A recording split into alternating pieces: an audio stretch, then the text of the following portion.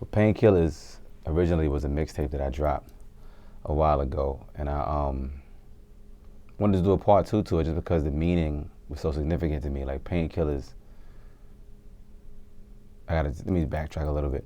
Normally, when you're in pain, you take a painkiller so that you could relieve the pain and feel a little better and ease the way you feel. I look at it as that the whole world's already fucking numb. Nobody feels anything. You're detached, you're distracted, you're busy all day. You can't feel or sense anything. Instant gratification. You on the internet, you watching the news, you're just numb and blind to the truth. So you're already numb. So I created a project where you could take this and actually feel something again. So it's like, it's the adverse. I'm trying to restore the feeling because I feel like nobody feels shit. You're detached from everything. Music, TV, you're just numb. Your senses are like, you know what I mean? So I need you to feel something. So when you listen to my shit, it's more of an experience. You know what I'm saying? Like I'm not just trying to sell downloads and shit like that. Like I want you to feel something and get into the art, get into the music, get into this real hip hop shit, be a part of the culture again. You know what I'm saying? In general, we just created, I think it matched the feel. We created like a whole style. My man Misha did it. That's actually like a live painting, by the way, too. It's not just a cover. That is like a 6x6 foot painting that, I'm gonna create a gallery out of my studio and hang in the motherfucker. You know what I'm saying? So the album is real art. Like my whole thing is like art, music, fashion, and New York City. That's what I represent when it comes to this hip hop thing. So that cover, I just feel like it embodies what the fuck I'm representing. It's me on the cover, but it's painted abstract and it's real painting. The shit is dope. Like it's just real. That's what I mean by you gotta touch it, you gotta feel it, you gotta come see the art. Like I released my album in an art gallery. It wasn't even like a listening party, it was in a gallery with all the covers, because all the covers are paintings. I hung them all on a wall and released it that way. So you could just take in the music a whole new way, you know what I'm saying? Nah, not really. I just wanted to get it to the people as soon as possible. They're actually supposed to get it sooner, because it started off as just like a mixtape. It grew into this luxurious project, you know what I'm saying? Like, it just grew into having all these features and this dope ass meaning, just as me working and creating more and more music. Like I'm like a creative soul. Like I always work, create music, create art. I don't ever stop with the shit. So it just grew into some crazy shit. Like I got Wiz Khalifa on there. I got the Locks on there, but I put them all on separate records. I got Jadakiss on the record with Wiz Khalifa called Ain't There. Shout out to Wiz, shout out to them niggas. I got Styles P on the record with Low Deluxe. And then I got another joint with just Sheek Louch. And then I got my big homie Bun B on there. He's on like almost everything I release, and that's the big homie. My man Jaron Benton on there. So it's like an ill mix of hip hop, people that I really fuck with and got real relationships with. So it's some dope shit. It's some other shit. You just gotta really get into it and take your time with that shit. I don't make music that you could just skip through and just play once. Nah, you gotta get into this shit. Take your time. Smoke something, relax, chill, and get into this shit. Word. I just felt it took that much to express what I had to say. I was in the beginning, aiming for traditional 14, 13 records, but I don't give a fuck, man. I don't follow no rules. I do what the fuck I want to do musically. And I just felt it took that many records that I thought created the message or the feel I was going for. So it was kind of long, but I ain't give a fuck. You know what I'm saying? It's dope. Or my partner, Max Wayne, he got a good ear, good feel for how the shit should flow. So that nigga just smoked about 1,000 blunts and just lined it up, and it flowed pretty damn smooth. I was like, good job, Max Wayne. Word. Well, it starts more lyrical, traditional hip hop, New York, and it feels kind of rough and rugged in terms of like just the way it starts. Like I start with Lord of Mercy, when that record is just really talking to, it's about progression and people that doubted and stuff like that, and overcoming shit. And then what the fuck is the second record? The Zip 'Em Up is just a hard record with me and Styles P and shit. And it flows from like the New York traditional hip hop records into like Trap Phone Ringing, which is kind of like a trap beat. But I think I'm like one of the very few MCs in the world that could take trap and make it lyrical hip hop shit. Like I go to an underground crowd that don't want to hear trap and make them love that shit. Cause I'm like the best of both worlds. I'm new hip hop, but old school, all in one pot, and I just stir the motherfucker. So I mix it all up. So the album flows like that. Traditional New York. You know when you come to Grafh and get a project, I'm gonna bar you down with a fucking 1,000 bars and it's gonna be some shit. But then it goes from that into like that type of wave, the more turn up shit. And then it gets into like some mellow, cool out shit where you got the chick records. I got my man Shalone on the Stay record. And then I got Melissa B, who's a dope singer, on The Greatest. And then from there we get into like the Bun B record and back to the, some more emotional shit. Then towards the end of the record, it gets more mellow, and the more introspective records like Slow Down, and I end with Angels, which is a record just talking about overcoming once again and being triumphant. And I talk about my father leaving my mom's and all type of personal shit and what I had to go through to really get to the point where I'm sitting on this motherfucking white couch. So, you know what I'm saying? It got an ill flow. One record in particular, there's a couple of records that like I did in my heart. Like one is Life Goes On, where that's the first record where I talk about my father's death in detail. Like when I was young, 15, 16, my father got murdered across the street from where I was living at. And I happened to see pieces of the aftermath. I was, standing right there. So I describe it, what I saw in the record, you know what I'm saying? And if you listen to it closely, you see like, I say real shit. Like I never had a real bond with my dad, and we were just building one at that time, and then he got murdered. So I just made a record about it, and I really did it from like almost like you seeing it through my eyes, where I'm describing this shit, like I'm sitting there watching the murder firsthand type of thing. So that was like kind of dear to my heart, that record. So if y'all listen to it from the eyes of a young nigga that's seeing his father get taken away from him while he's getting to know him. You know what I'm saying? Like he was in my life, but not really, you know what I'm saying? And around that age, he was just starting to get close. I was like, oh, it's, starting to build a relationship, watching sports. And in the record, I said,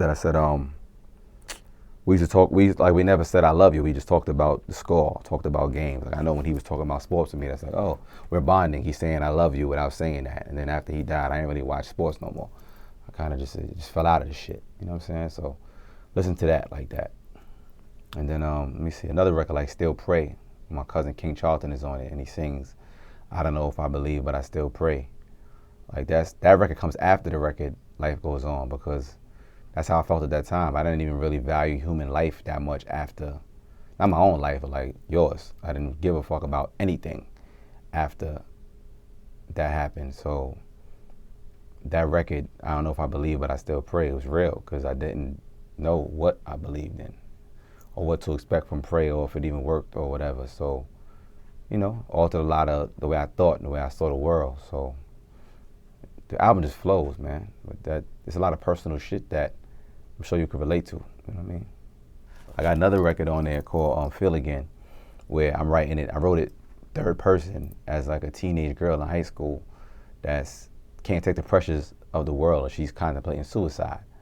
And at the end of the record, she actually kills herself, because that's the world we live in. That is the reality of what goes on. I'm like a realist when I make these records. Like I speak from a real perspective, from the street, from the concrete, and from what the fuck kids are really feeling and expressing.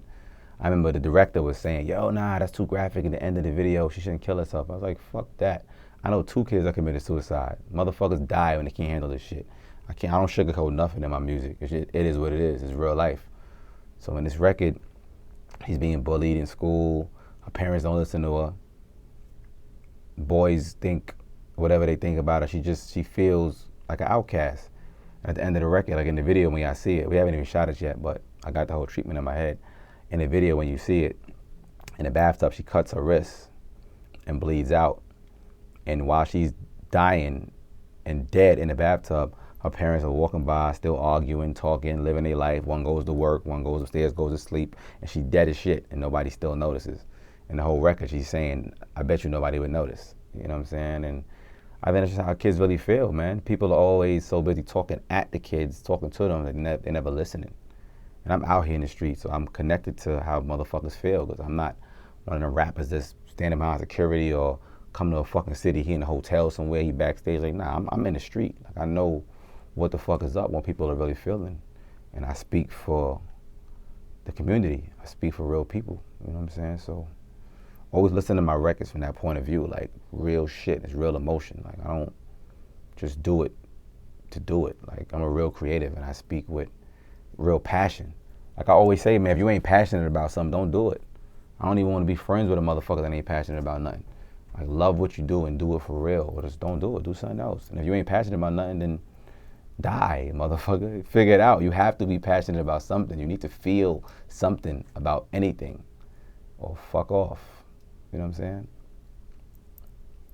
I don't give a fuck about the wrong shit. Feel passionate about something. Straight up. Or then I got another record, which is a single right now called Trap Phone Ringing, where that record is about real progression. It's trap phone ringing. I know what it is when the trap phone ringing, you know what I'm saying? Like, from my point of view, because I'm from the street, it's really derived from the actual trap, from the block. When that phone ringing and it's clicking, you know it's about that bread. You're going to make that change. But on a greater scale, anywhere it could be the motherfucking trap. Wherever you are making a dollar at to make a difference and you touching cash every day, that's your trap. My barber, when I'm in the barber, when I call my barber, he like, yo, man, I'm in the trap, come through. My engineer, when he mixing the record, where you at, nigga? I'm in the trap, come through. Wherever that phone ringing at, nigga, trap phone ringing, that's what it's about. So it's about advancing and making, you know, making the difference, making that bread. So that record is just pretty straightforward, high energy, and that's one of the people's favorite right now. You know what I mean? Trap phone ringing, it's dope. I get that. Make sure you get, that's the record that took off, popped out of my shows. It wasn't even a fucking single. That shit just popped and started taking the fuck off. You know what I'm saying? So I go fuck with that. Oh, there's one more record I want to talk about that I love a lot, man. One of my favorite joints on there is produced by Pete Rock, featuring Royce the 5'9", and it's called Wrong One. That shit is so crazy. It's just hip hop in its purest form, lyrical slaughteration. You know what I'm saying? And me and Royce trading balls on a Pete Rock beat. Like, it don't get doper than that if you're looking for some real shit from the essence of the culture. So that's one of my favorite joints. So I go enjoy the project, man. I be telling my fans all the time, not even just my fans. I tell people listening to me all the time, if you purchase my album and you don't like it, don't thoroughly enjoy it and appreciate it for what it is, I will give you your money back out of my pocket. Like, here, take it back, please. I might give you interest, nigga. I'd rather you take your money back. Give me that shit back, nigga. If you don't get it, you missed it. Nothing wrong with the project. You missed it. I will gladly, dead sir, I will give you your money back, dog. You know what I'm saying? So when you get it, just look at it like this is a piece of art, man. You can hang that shit on a wall. You can literally hang it on a wall. It's real shit. Well, I recorded the whole shit myself. I write all my records in my head, most of it while I'm driving, because I'm always driving up and down on the highway. And I record it all myself, and then I send it off to the engineer to mix it. So I write everything and record it myself, even records with vocals on them, singing and shit. Sometimes I reference the hook myself, but I be singing in that bitch. And then send it out, and a singer might sing it over, send it to the engineer to mix it, and all that. I do the drops myself, I do everything. I'm super hands-on, meticulous with everything. Like, I'm a real artist in the sense of the word. Like, I used to even draw before I was rapping. And like at my art gallery, I painted a fucking mannequin with like all the lyrics to my words and all the shit squad and all the shit I be writing. If y'all follow me, I see what's up. And I painted a whole mannequin that I had in the fucking gallery. Like, I'm really about just creating shit. It's all extension of my brand. This is real art shit. Like, you know what I'm saying? So I'm hands-on with everything.